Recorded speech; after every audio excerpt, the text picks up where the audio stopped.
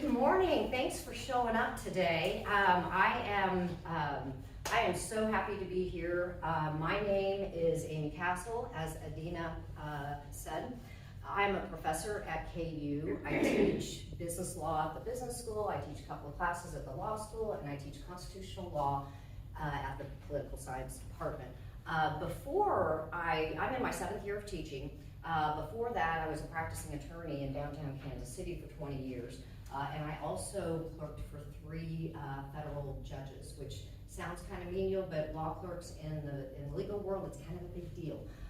So I've got quite a bit of experience in the real world practicing law, and now I teach. So now I'm going to put on my professor hat, okay, and I'm going to talk to you today about the 2 constitutional amendments that are on our ballot, that will be on our ballot, and this retention of judges.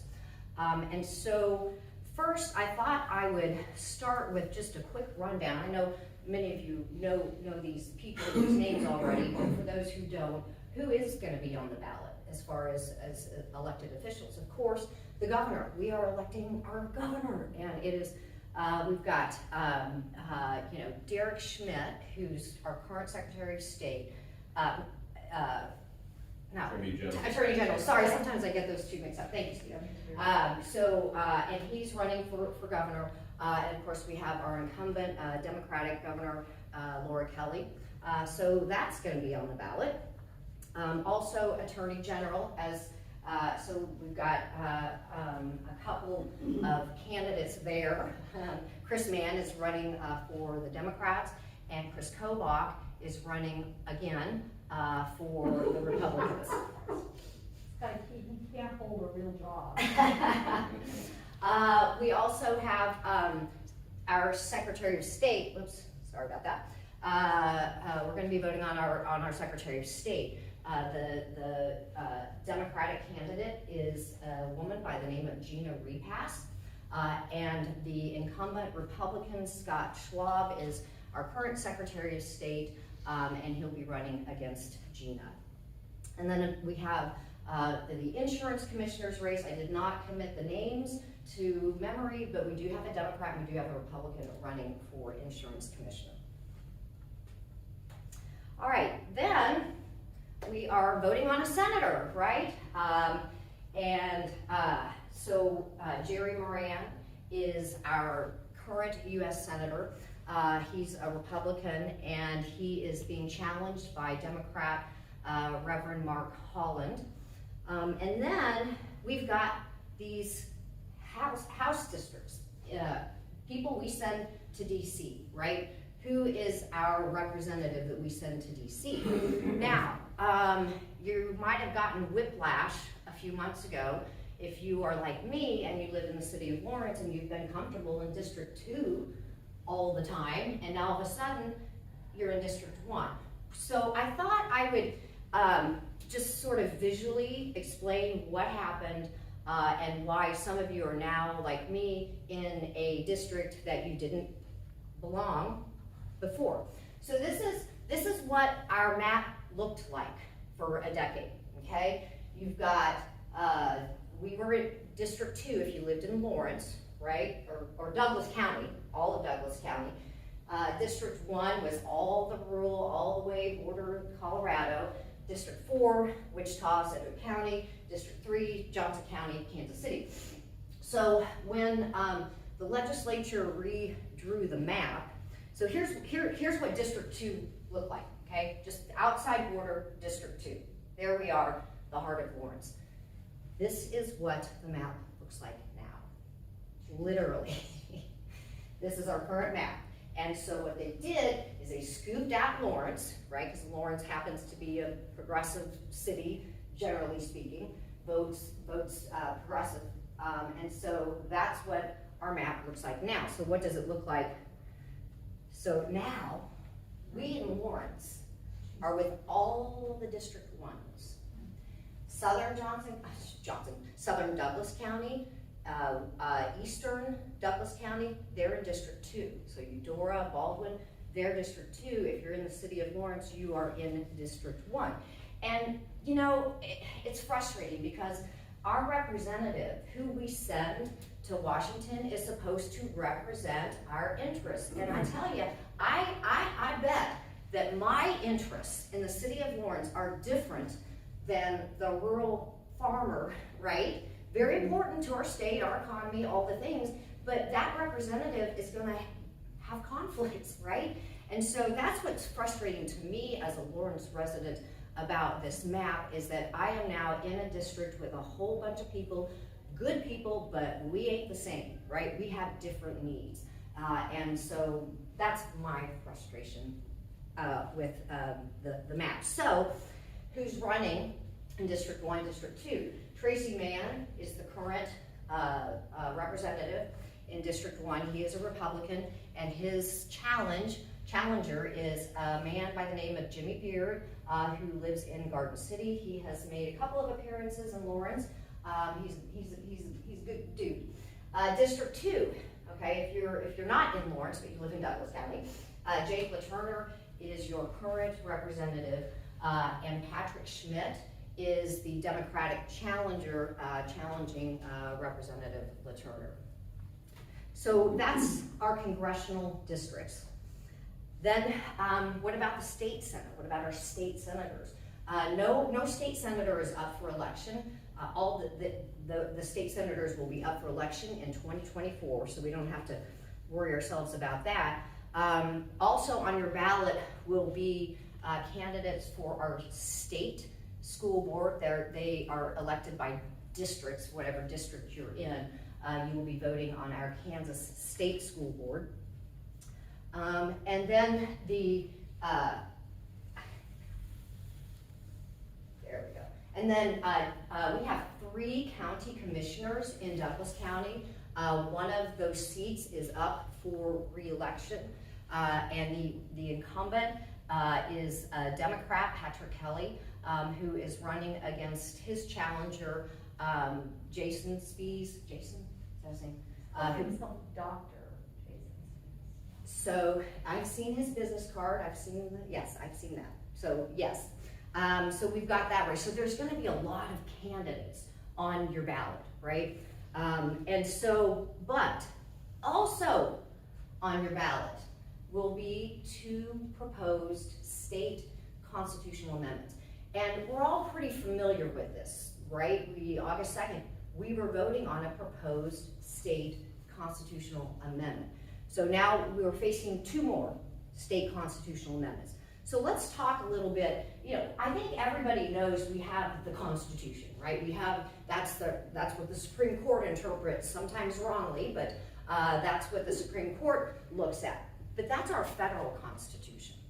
Every state has a state constitution. Now, the state constitutions cannot take away our rights from our federally protected constitutional rights, but they can add protections if you live or work in the state. So in Kansas, we have a state constitution. It was ratified in 1861, and it has been amended 98 times. And when we amend a constitution, whether it's state constitution or federal constitution, we don't go back and change the wording of the Constitution, we just add to it, right? We add amendments. And so that's how our Constitution is amended. We don't change the original text, we just add stuff to it. So we have amended our Constitution quite a few times in our history. So let's talk about, so here's what I'm gonna do. I'm gonna break it down and talk about the First Amendment, the Second Amendment, and then we'll talk about the retention of judges. So this First Amendment, and what I'm gonna do with these amendments is I'm going to show you what the text is, and then I'm going to paraphrase it for you, and then I'm going to further paraphrase it to what it actually really will do. So you'll get the jive here. So the First Amendment, this is what it is titled. You can go and find out information, lots of information on these amendments and retention of judges on the website Ballotpedia. Okay, it's a really good resource for election information. So this is the name of the amendment. This is what you're going to see on your ballot. The Legislative Veto or Suspension of Executive Agency Regulations Amendment. Okay, that's the title. Some people call it, I'll refer to it as the Legislative Veto Amendment, and you'll see why. So what's the amendment gonna say? What are you gonna see on your ballot? This is the language, okay? Whenever the legislature by law has authorized any officer or agency within the executive branch of the government to adopt rules and regulations that have the force and effect of law, the legislature may provide by law for the revocation or suspension of any such rule and regulation or any portion thereof upon a vote of a majority of the members then elected or appointed and qualified in each house. That's the wording that you're gonna see on your ballot. Now, would you be able to figure out what the heck that means? Like, you know, I'm a lawyer and I had to really think about it, right? So this is some paraphrasing, okay? Whenever an agency within the executive branch of government adopts rules or regulations, the legislature may revoke or suspend any such rules and regulations upon a simple majority of legislators. So that's sort of paring it down, right? And at the end of the day, what the amendment is going to do, it would give the state legislature power to revoke or suspend executive agency regulations by a simple majority. So, doesn't sound like a big deal, right? Yeah, Well, yes, it does. Well, I'm talking to a smart crowd here, so that was sort of meant to be rhetorical. It kind of says to me that the Republicans can change anything they want. Right, so let me explain, okay? So let's talk about this in the context of what's the current rule and how this would change, because you're spot on. But again, I'm talking to a smart group here who's obviously done a little bit of homework on this. So let's talk about what we do now. We have to go back to basic separation of powers, right? Our founding fathers thought it was important, right, that we have a system of government where we have 3 co-equal branches of government. And black letter law, right, the legislative branch makes the laws, the executive branch enforces the law, and of course the judiciary interprets the laws and makes sure those laws don't conflict with the Constitution. Now, we have executive agencies, state executive agencies that really kind of do the work, okay? When the legislature passes a law, there has to be people, experts, agencies, who then make regulations to make that law happen, right? And so those are our executive agencies. And those state executive agencies fall within the executive branch of government. So now, in Kansas, we have 13 official state executive agencies. These are agencies like the Kansas Department of Agriculture, the Department of Revenue, and the Department of Health and Environment. Those are really important agencies who are making rules and regulations that affect us, right? So let's just take the Kansas Department of Health and Environment. Now, the Kansas Department of Health and Environment, one of their jobs, one of many, is to regulate, for example, water pollution, right? How much pollution we can dump into our waterways, our streams, our creeks, our lakes. So let's say that the Kansas Department of Health and Environment decides it's a good idea to prohibit dumping toxic chemicals into our rivers and our lakes and our streams. So pretty reasonable regulation, right, for those who want to protect the environment. So currently, if the Kansas Department of Health and Environment passes a regulation that limits businesses, let's say, from dumping toxic chemicals into our waterways, how can that be challenged now? Well, the legislature can challenge that regulation, okay? But currently, the legislature has to pass a law to revoke or suspend that regulation. So what does that look like? Well, if the Republican-led legislature says, you know, we don't like this regulation, it's not good for businesses, right? We want businesses to be able to dump toxic chemicals without regulation, right? So the way that the legislature would revoke that regulation, you'd have to have a legislator introduce a bill, right? That's how all laws are started. And then the bill has to pass in both the state house and the state senate by 51%, okay? Simple majority. Now, because it's a law, that bill that's passed by a majority of the legislature then goes to the governor's desk, right? For the governor to sign, because a law doesn't go into effect until the executive branch signs off on it.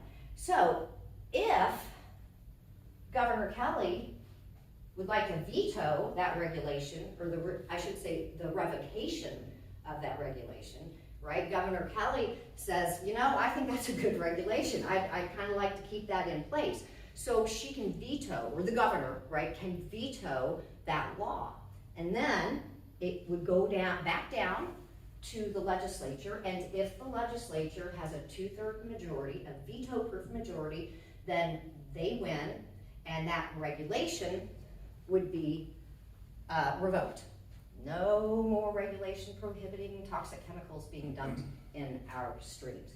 So what this amendment would do, if it passes, it takes away the governor from all of that conversation. There is absolutely nothing that the governor has as a say, right, in the revocation of regulations passed by the executive branch.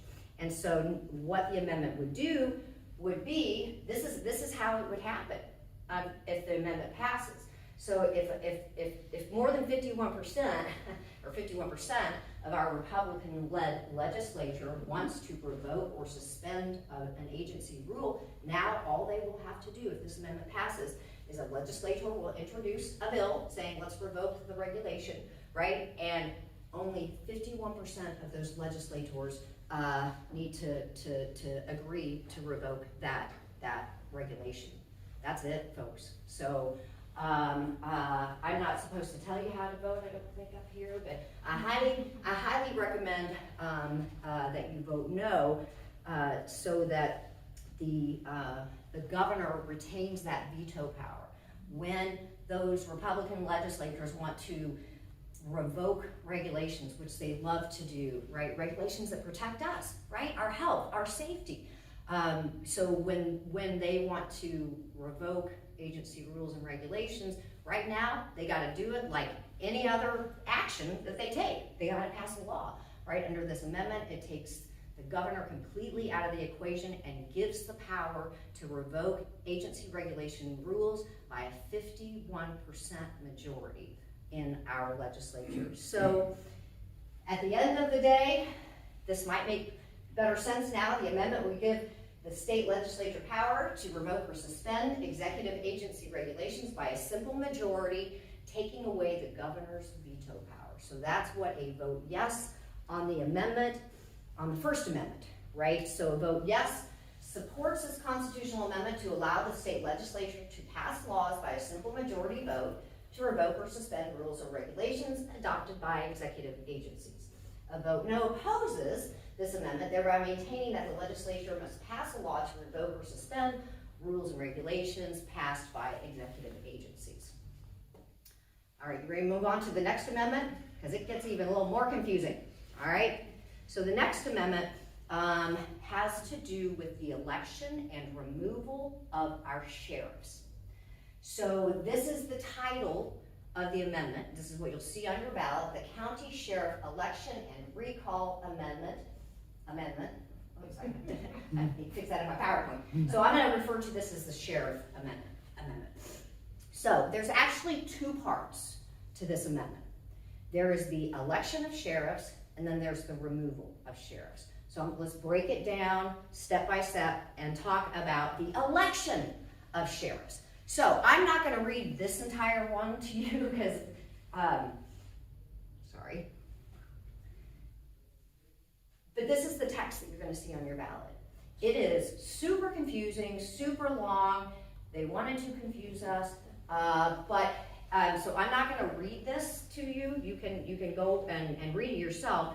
At the end of the day, though, what the election part of the amendment would say that all counties in the state of Kansas must have an elected sheriff as their head law enforcement person.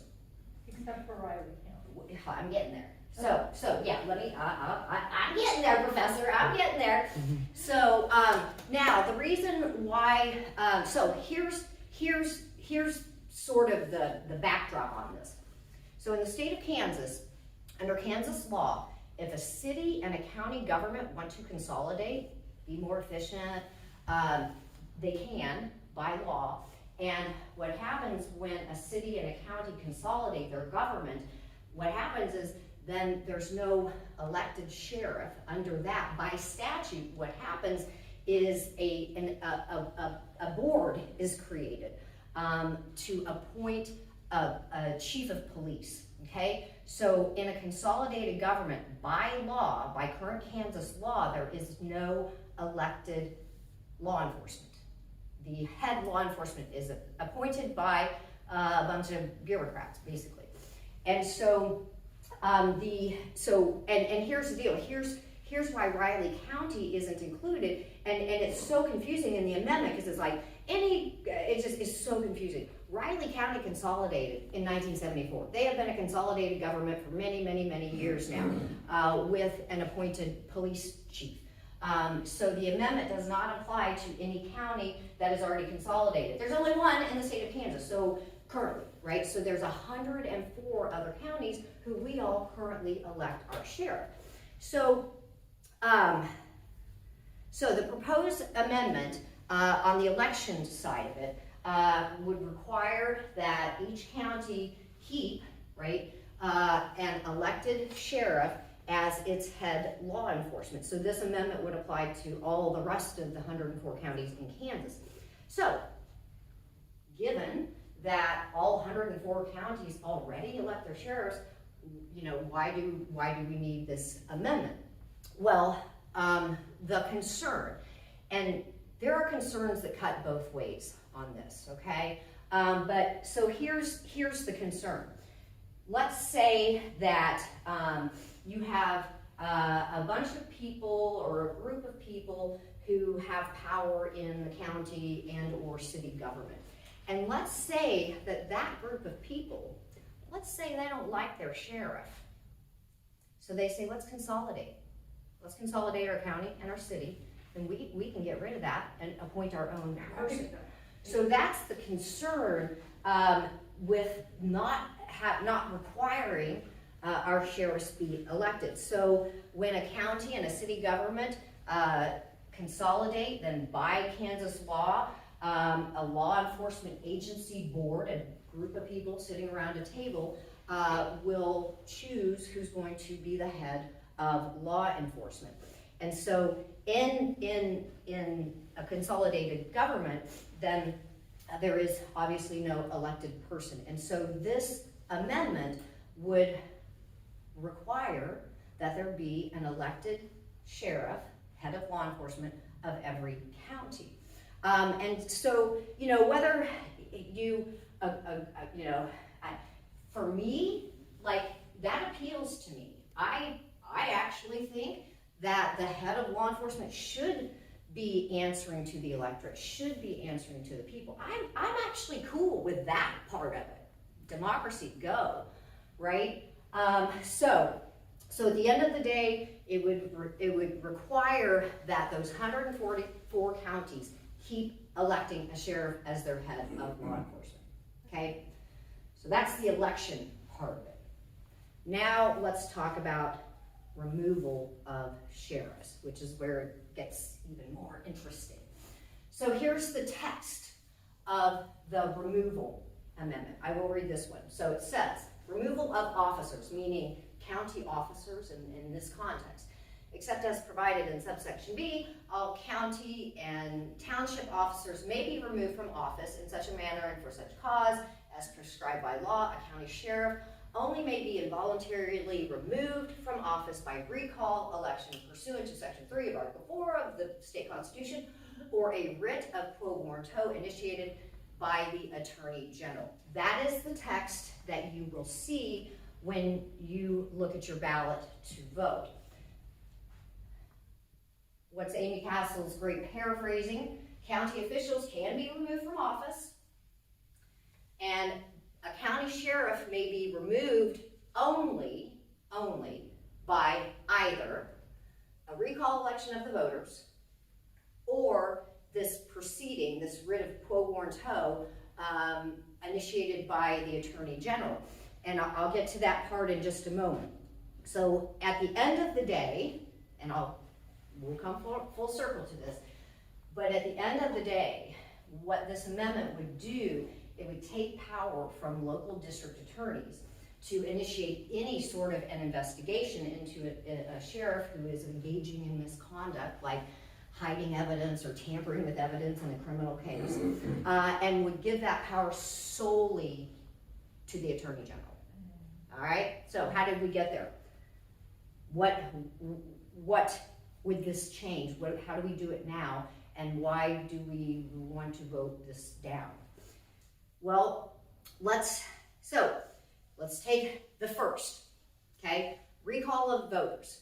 Remember my paraphrasing, 2 ways, recall of voters or an investigation initiated by the Attorney General. So recall of voters, this amendment wouldn't change that at all. Right now, currently, we voters, we have the right, the power to ask for a recall vote of a sheriff that we don't like. Now, if I don't like my sheriff, what I have to do in order to get it to a recall vote is I have to go collect signatures from my friends and family from 40% of those who voted in the last election. So I gotta go collect a bunch of signatures, right? But if I get to that 40% mark, then I can march my petition down to Jamie Shue's office and say, put this on the ballot, please. And it will be on the ballot. And then if 51% of people, voters, us, believe that the sheriff should be ousted, then we can recall the sheriff and oust the sheriff. That exists now. That isn't gonna change under the amendment.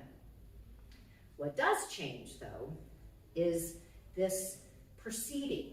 If a sheriff is behaving badly, who gets the decision to initiate an investigation? And so this quo warranto, I learned this in law school. I've never used the term ever, so it feels like archaic language, but it's literally just a proceeding, a legal proceeding that is filed in a court, okay? And ultimately, in this legal proceeding to determine whether a sheriff has engaged in misconduct, at the end of the day, it's a judge who's going to decide that. It's a court case, all right? It's not a local district attorney. It's not the Attorney General who ultimately decides whether a sheriff should be booted out. It's going to be a judge, right? This is a court proceeding. So what, under our current law, what? District court judge? Local judge? Yeah, it would be a state court proceeding. Okay. So in whatever, it would have to be a district in the county in which the sheriff, but it would be state court. It would not go to federal court. So what's our current law? Well, current law, Kansas law, by statute, provides that if a local district attorney believes that a sheriff is engaging in shenanigans, that local district attorney can file one of these legal proceedings, right? Here, judge, please do an investigation of this sheriff. Also, under current law, the Attorney General has that power. If the Attorney General believes that a sheriff is behaving badly, then the Attorney General can file this legal proceeding. So that's how the current law stands. And so what the constitutional amendment would do would take that power from local district attorneys completely. Now, so anytime we're talking about taking away power from local officials, we should, it's a red flag, right? Hair stands up on the back of my neck. But here's the deal. With respect to district attorneys and sheriffs, it is more likely that a local district attorney is going to know if a sheriff has tampered with evidence or hidden evidence, right? Because they work with the sheriff every day. And, not the Attorney General who sits in Topeka most days. They probably don't even know what's going on in that rural county, right? That rural Kansas county. But I tell you what, that local district attorney will. And so what this amendment does, so currently, right now, right? Either the Kansas Attorney General can initiate this legal proceeding or the district attorney. So in Douglas County, for example, that would be our current Attorney General, right, Derek Schmidt, and our current district attorney, Suzanne Valdez. So if Derek Schmidt or Suzanne believe that Sheriff Armbruster, which I'm sure he has not, but if he has engaged in some sort of misconduct, they can start this legal proceeding. And so we know that Derek Schmidt is not going to be Attorney General because he's running for governor. So at the end of the day, that after the election, if this amendment passes, it's either going to be Chris Mann or Chris Kobach sitting in Topeka in the Attorney General's office, and of course, Suzanne Valdez is not up for election. So what this amendment will do is take Suzanne and all other local district attorneys completely out of the equation. They will have no power to initiate an investigation into a sheriff.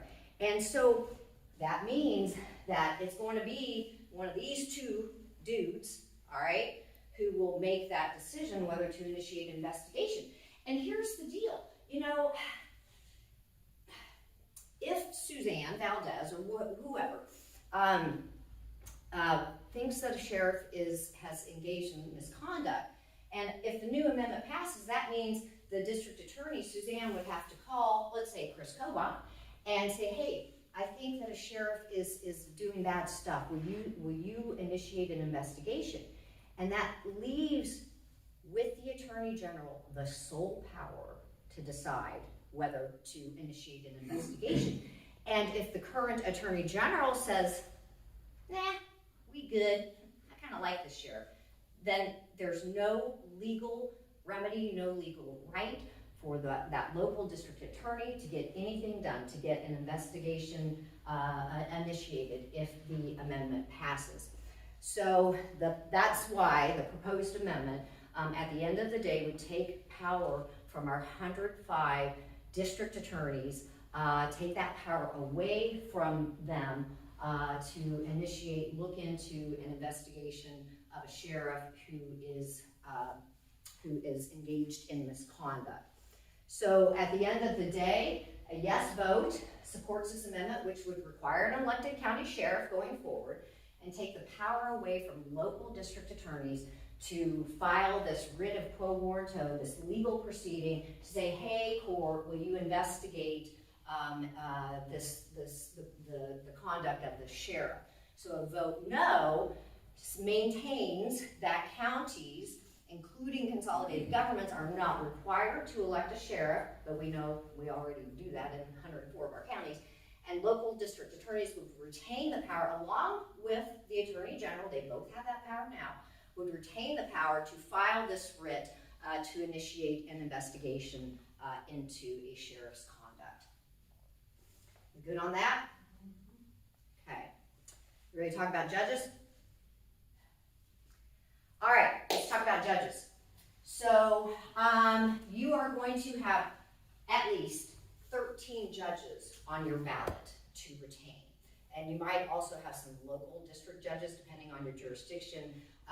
But in Kansas, what happens, the reason why you're gonna have 6 Kansas Supreme Court justices and 7 Kansas Court of Appeals judges on your ballot.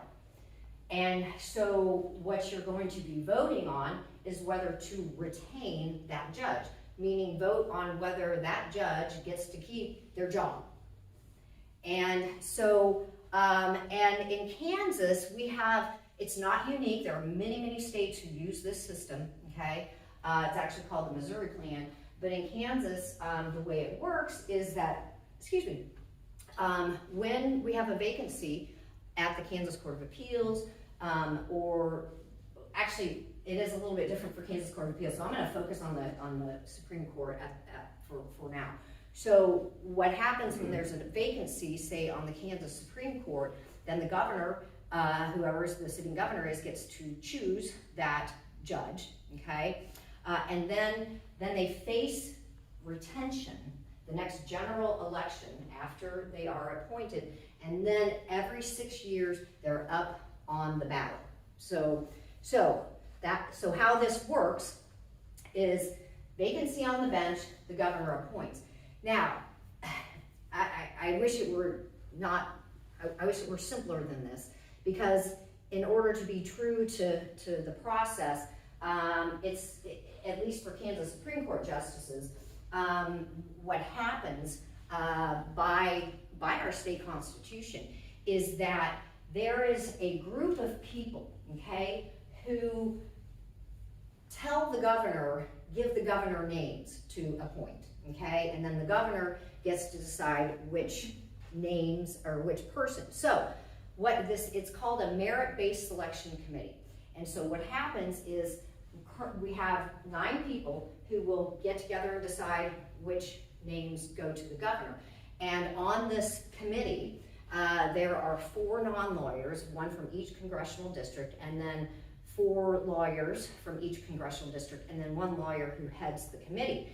And so what happens when there's a vacancy on the bench, anyone who wants to be considered to be a Supreme Court justice, they submit an application, a very long application, and what happens is those committee members then go and investigate those potential judges, talks to other judges who that attorney might have practiced in front of, talk to opposing counsels, people who that person applying for the judgeship, what was there, do they get along with others, do they play well in the sandbox, right? So it is these 9 people who are doing the underlying work, the background work, to determine which judges are actually qualified to be a justice.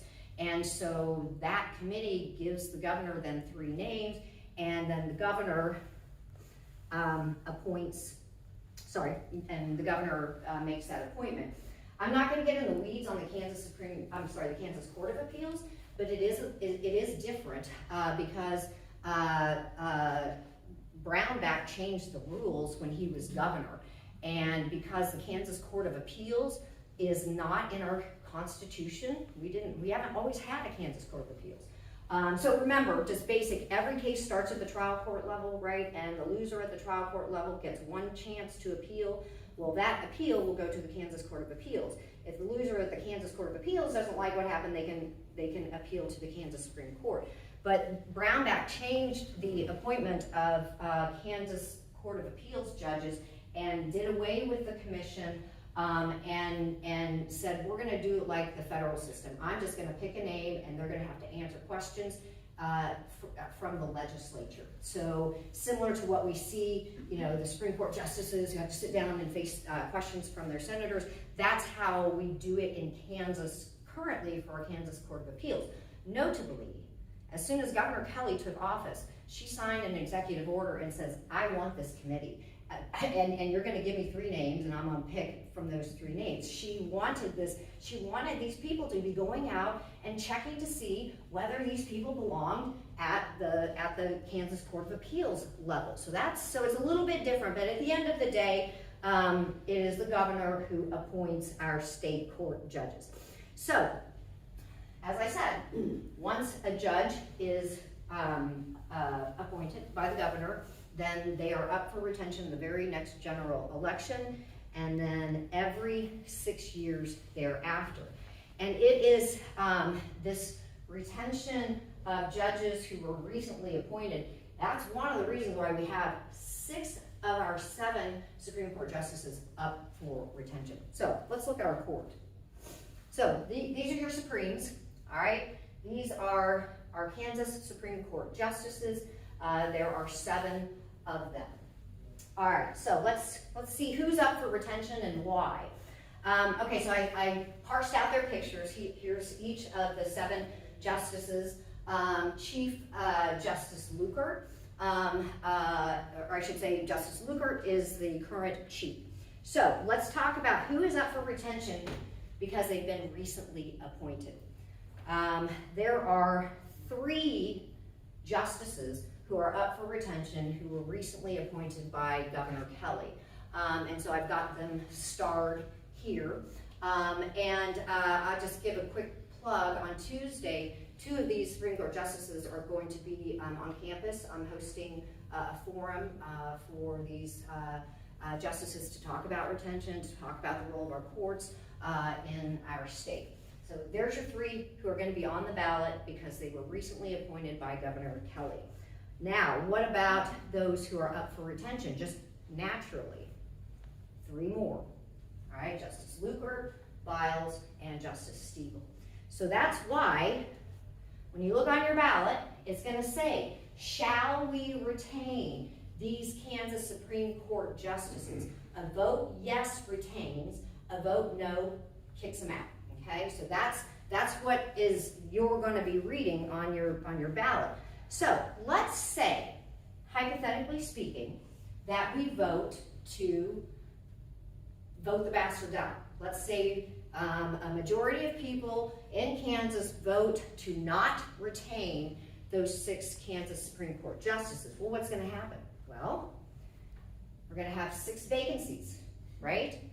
So who are these? Who's going to fill these vacancies? Well, who appoints Supreme Court justices? The governor, right? So it's going to be the governor who's going to appoint those 6 Supreme Court justices. And we know, right, that means it's either going to be Governor Kelly or Derek Schmidt who's going to be in the position to appoint 6 Supreme Court justices. And, I don't think, you don't need a crystal ball to know what type of judges Derek Schmidt would appoint. And I'll tell you, for many reasons, I think people might be uncomfortable with that notion. But I'll tell you what, when it comes to abortion and abortion rights, you have to remember the Kansas Supreme Court case, okay, that set off the whole constitutional amendment. It was a case back in 2019 entitled Hodes and Nassau. Those are 2 doctors who provide abortion care, versus Derek Schmidt. It's Hodes and Nassau v. Schmidt. He was actually, his office was arguing that a woman has no constitutional right to an abortion. So it's not like it's secretive what kind of judges Derek Schmidt would appoint. All right, what about our Kansas Court of Appeals? Wow. A lot of them. Yeah, there are 14. There are 14 judges. And just for vernacular, when we talk about Kansas Supreme Court justices, we use the term justice. Everybody else gets the title judge. So that's why I interchange those, but with intention. So our Kansas Court of Appeals judges, there are 14, and 7 of them happen to be up for retention. I'm not going to go through all the pictures, but here are the names of those Kansas Court of Appeals judges who are up for retention. But the pictures are still worth 1,000 words, right? Because if we vote those 7 Kansas Court of Appeals judges out, we're going to have vacancies, right? Who is going to fill those vacancies? Guess who, right? The governor. And it's either going to be, Kelly or Schmidt. And there's a chance it could be Derek Schmidt appointing those judges. And I'm sure Derek Schmidt isn't going to ask for the merit selection committee to dig in. He's going to, pick his cronies, right, and put them in the judge place. So that's why it's important to vote on these judges. My recommendation: vote yes. Vote yes to retain all the judges. There are some who can, parse out which judges they might not, but for the most part, when you are talking to your family and friends, vote yes, vote yes, vote yes to just retain the judges, because we do not want to give whoever is going to win the governor's election the power to appoint 14, gosh, I'm not doing my math right, 13 judges to our Kansas state courts. So a yes vote will retain our judges, a no vote boots them out, giving the power to the next governor to appoint those judges and justices. So, of course, register to vote. Get your friends and family registered by October 18th. And you can easily do that if you've got somebody that you're sitting beside and they're not registered to vote. Pull out your phone, go to ksvotes.org, and you can register. You can ask for an advance ballot through ksvotes.org. You have to ask for an advance ballot each election. Some people think that you do it once and they're going to send you your ballot. No, in Kansas, you have to ask every election. And if you want to request a mail-in ballot, make sure you do that by November 1st, but I'm up here to tell you do it way before November 1st, right? We know how our postal system has been messed with over the last 5 years. So that's my presentation. Does anybody have any questions that I probably can't answer? Well, it probably doesn't matter, but I thought at one time Wyandotte County and Kansas City, Kansas were a consolidated. So they have government. a unified government. That's different, just more in a technical sense. They still have an elected sheriff. Okay, so they're the unified government of Wyandotte County, Kansas City, but it's not a consolidated as per the Kansas statute says. Okay, Gotcha. yeah, because I was like, wait a minute, Riley's not the only one. I had the same question. So yeah. So since this is being recorded, let's play it out. If the district attorney can't investigate a local sheriff, and the local sheriff is interfering with voting rights, and the Republican Attorney General won't investigate the local sheriff, and the Republican governor has appointed 13 new justices, and I gotta tell you, I have had some run-ins with the appeals court, and there are quite a few of them that tick me off, but Justice Kelly has made some really important appeals court appointments in her tenure. You can see how this is gonna play out. The sheriff is interfering with voting rights. The district attorney does not have the authority to challenge that. It's the attorney general. The attorney general says, no, thank you, I like this. And there are organizations of sheriffs that are purporting to do just that. So then you have a violation of voting rights, you take it up to your district court and your court of appeals, and you don't get the Supreme Court by right, they have discretion. You can see where that goes. That's a long-term plan, that's what they want to do. You should have given this presentation. No. It seems pretty much like too, I mean, it's like, do you vote to retain Stiegel, which will make you kind of choke, but if Derek Schmidt wins, I mean, my guess is he could have appointed someone a whole lot worse. Or just reappoint Stiegel. Or just reappoint Yeah. Stiegel, yeah. If you want to get in the weeds, talk to me about Hill on the appeals court. Yeah, if anybody caught my letter to the Lawrence Journal World on Thursday, it was published.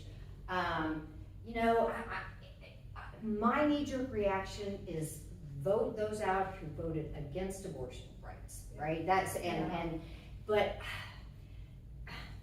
we have to think of it more of preserving our judiciary, and if we as voters go knee-jerk reaction on one issue in one case, that is not healthy for our democracy in the future.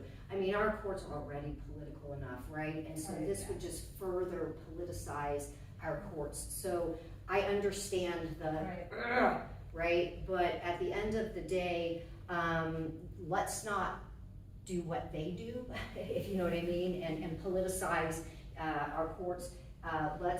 If they're doing their job, right? And this is what I tried to explain in my letter to the editor is that, a judge's job is to interpret and apply laws, right? But take any legal issue, and you're gonna have really, really smart people who disagree on the interpretation of that law. And that's kind of good. I kind of want my judges, I want some healthy debate going on in Topeka, right? And so we need to think about it more, is the judge doing their job? Have they gone rogue? Are they not following the law? Judges have to follow the law even if they personally don't agree. If a Kansas Supreme Court justice, if there's a particular law and they're doing their job, they're gonna follow that law whether they agree with it or not.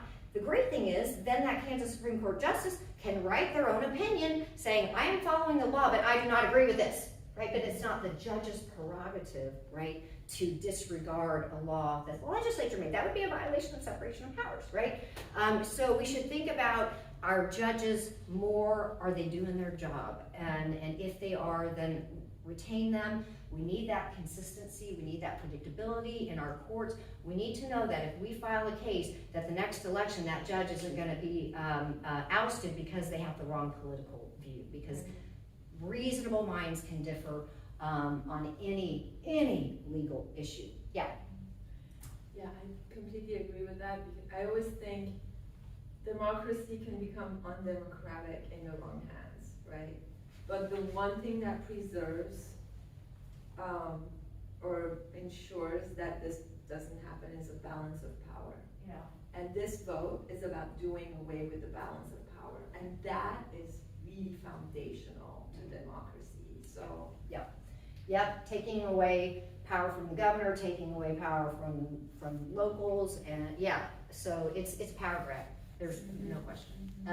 And they presented it as confusingly as possible, kind of like August 2nd. Yeah. Is there a nice synopsis handout that we can share with our friends, available anywhere, On, about these amendment issues? sure, actually, we have some over here. We have 2 handouts that were prepared by the Women for Kansas, the statewide organization. Please take some of those handouts so you can pass them out to your friends and family. And you said you're going to post the video where are you posting that? That is beyond my pay Yeah, grade. so it'll be on Women for Kansas YouTube and on Women for Kansas's Facebook page. Okay, and I noticed for the first time this morning, there was a news we can use Yeah. posting, and I really thought that was great title, number one. I think it's a great title. But it's also got some really good postings, so, I'm sending that out to Yeah, some of my that's friends. weekly, right, Ty? Yes, or bi-weekly. Yes, And that would be another good place to put this. yes, we will. You will? Yeah. Okay, good, good. Okay. And what about yard signs? Working on Vote no on the amendments. You say, working on it? Working on them. Thank you. Working on them with Rosie. If